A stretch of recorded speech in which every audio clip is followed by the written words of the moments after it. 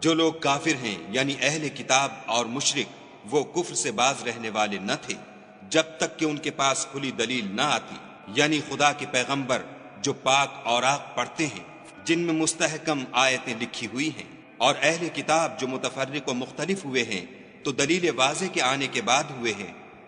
اور ان کو حکم تو یہی ہوا تھا کہ اخلاص عمل کے ساتھ خدا کی عبادت کریں اور ایک سو ہو کر، اور نماز پڑھیں اور زکوٰۃ دیں، اور یہی سچا دین ہے۔ جو لوگ کافر ہیں یعنی اہل کتاب اور مشرک وہ دوزخ کی آگ میں پڑیں گے اور ہمیشہ اس میں رہیں گے، یہ لوگ سب مخلوق سے بدتر ہیں۔ اور جو لوگ ایمان لائے اور نیک عمل کرتے رہے وہ تمام خلقت سے بہتر ہیں، ان کا صلہ ان کے پروردگار کے ہاں ہمیشہ رہنے کے باغ ہیں جن کے نیچے نہریں بہہ رہی ہیں، ابد الآباد ان میں رہیں گے، خدا ان سے خوش اور وہ اس سے خوش۔ یہ صلہ اس کے لیے ہے جو اپنے پروردگار سے ڈرتا ہے۔